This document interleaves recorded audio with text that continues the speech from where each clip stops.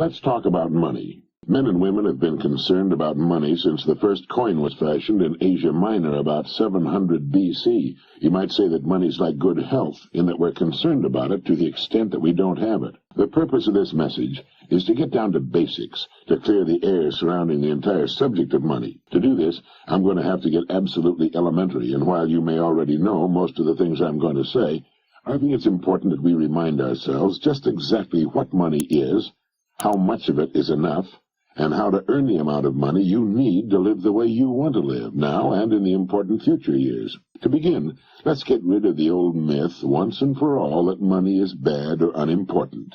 It is not bad, and it is important, vitally important. It's just as important as the food and clothes it buys, the shelter it affords, the education it provides, and the doctor's bills it pays. Money is important to any person living in a civilized society. To argue and split hairs to the effect that it's not as important as other things is absurd. Nothing will take the place of money in the area in which money works. That's all there is to it. What is money? Money is the harvest of our production. Money is what we receive for our production and service as persons, and which we can then use to obtain the production and service of others. We can quite often accurately gauge the extent of our production and service by simply counting the amount of money we receive for it.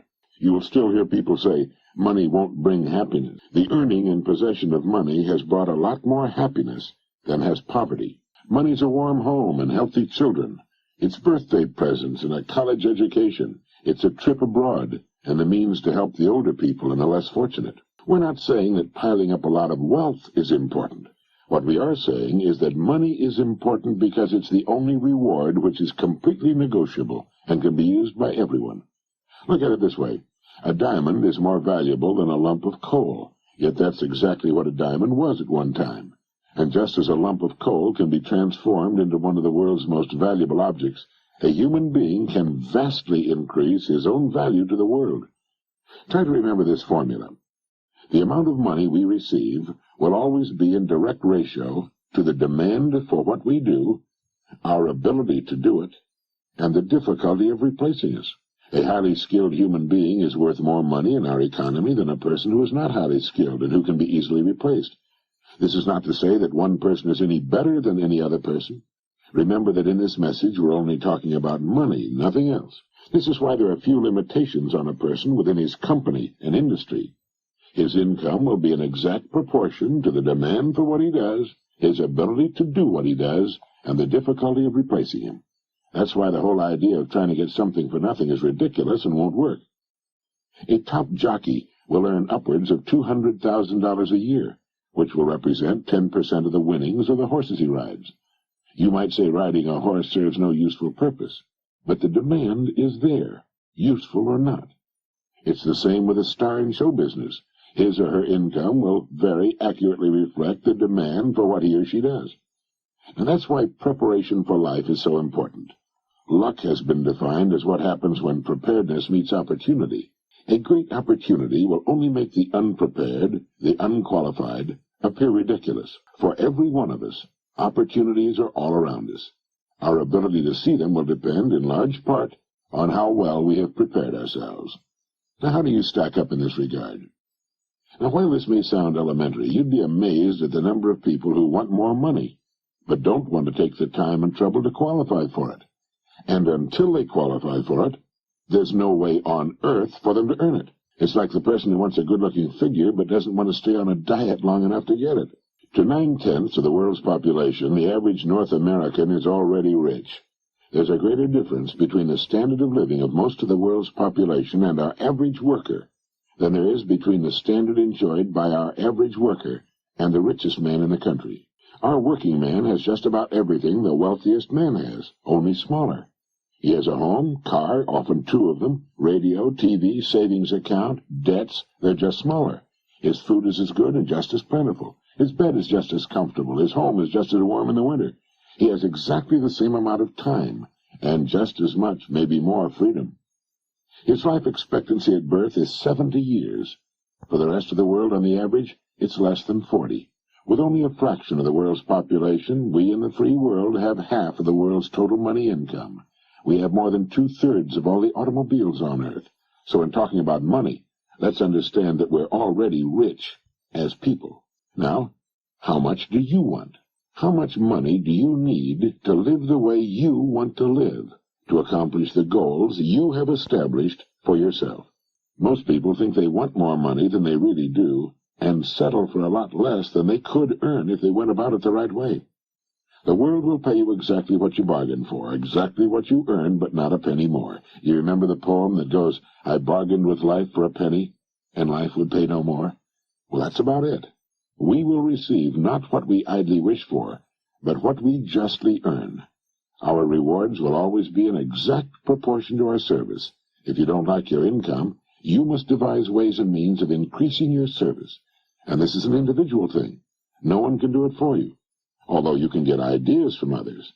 Your service must come out of you, your mind, your abilities, and your energy. A strong man cannot make a weak man strong. But a weak man can become strong on his own by following a specific course of action for a sufficient length of time. And a man who's already strong can become a lot stronger. It's the same with this business of money. A man who refuses to do more than he's being paid for will seldom be paid for more than he's doing. You may have heard someone say, "Why should I knock myself out for the money I'm getting?" Now, it's this attitude which, more than anything else, keeps a person at the bottom of the economic pile. He doesn't understand that only as we grow in value as persons will we receive the increased income we seek. If we try to stand still in our work, and millions do, we'll never know the rewards, nor the joy of accomplishment, and the personal satisfaction and peace of mind which come only to the person of unusual achievement. There are two distinct steps we must take. First, we must decide how much money we really want. Once this decision is made, the second step is to forget the money and concentrate on improving what we now do until we've grown to the size that will fit and naturally earn the income we seek. Once we're fully qualified for the amount of money we decide to earn, we'll soon find ourselves earning it. And we'll also discover that with our new powers and abilities, it's no more difficult, perhaps even less difficult, than what we're now doing for the money we're now earning. Now ask yourself, how much money am I perfectly willing to earn, realizing that the amount I earn will be in exact proportion to my skills, the demand for what I do, and the difficulty of replacing me? There are really three amounts of money every person should decide upon. 1, the yearly income he wants to earn now or in the near future. 2, the amount of money he wants to have in a savings and or investment account. And 3, the amount of money he wants as retirement income, whether he ever retires from active work or not. Now, it's here that most people make a very serious mistake. They never decide on any one of these three amounts of money. If you will decide on these three amounts, and if you will write them on a card to carry with you or put someplace where you can review it from time to time, you will automatically have placed yourself in the top 5% of the people. You will have a plan for your future, a blueprint for future financial accomplishment. You will know where you're going, and if you're serious about it, you will most certainly get there. You see, the trouble with people is not in achieving their goals. They can do that. It's in not setting goals that people get in trouble. They leave it to chance, and find out sooner or later, and to their sorrow, that chance doesn't work, that they've missed the boat. It's estimated that only 5% decide on the money they'll earn, and then grow as persons into the size of the incomes they seek. They thus take their lives, their fortunes, and their futures into their own hands as they should, and accomplish their goals right on schedule all the years of their lives. You can do the same thing, and you can do it starting right now. There are two kinds of people where money's concerned. There are the majority who cut back on their wants to fit their incomes, and there are those free spirits in the minority who make their incomes fit their wants. Now, which is best for you? You must decide. Ben Franklin gave us the secret to wealth. He said the road to wealth lies in augmenting our means or diminishing our wants. Either will do, but the quickest way to wealth is to do both at the same time. Now, when you write down the yearly income you mean to earn, you no doubt know whether or not it's average for the work you're in or above average. The chances are good that the figure you'll decide upon will be above average, perhaps quite a bit above average. That's good.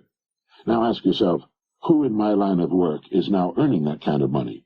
If you know, you'll have a good idea of what you have to do in order to earn it. Now, this is exactly how men move from the ranks into positions of top authority with corresponding incomes. I have no way of knowing your line of business. Regardless of the business you're in, it needs new leaders, men to come up in the years ahead.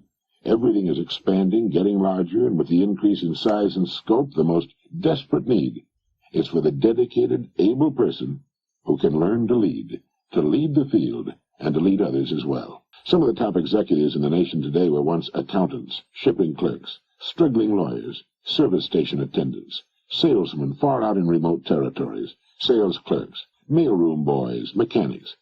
You cannot think of a position from which people have not climbed to the top. Understand what I'm going to say, and it'll bring you and yours everything you want. It's not the job, it's the person.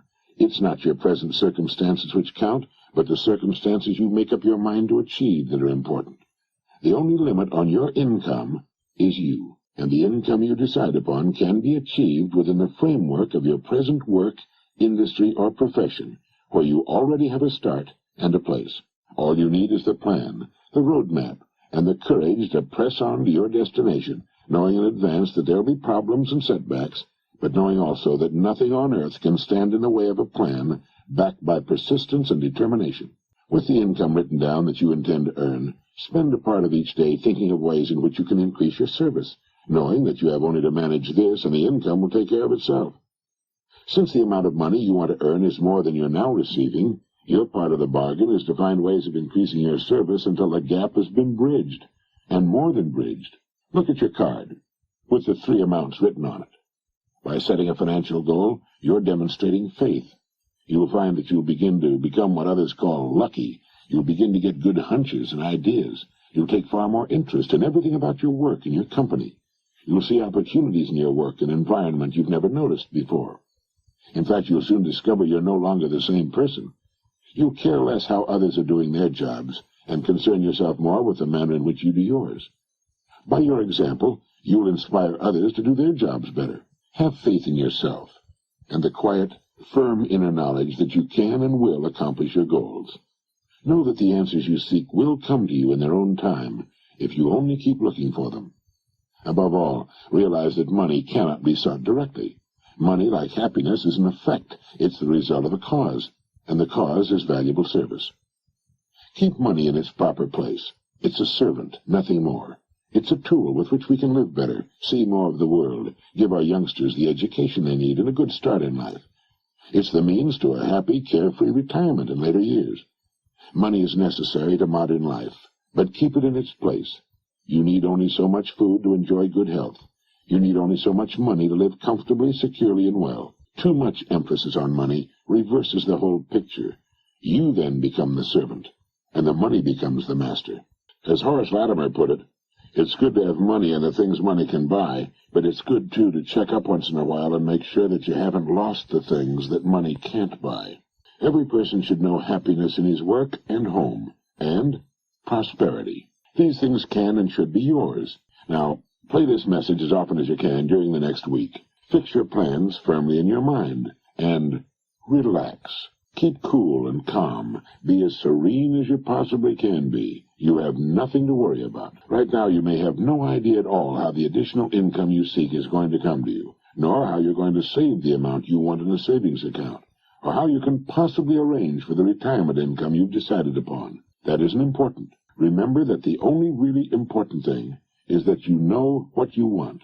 If you do, you must become what you think about. Be realistic about your financial goals, for as you reach them, you can then set higher goals.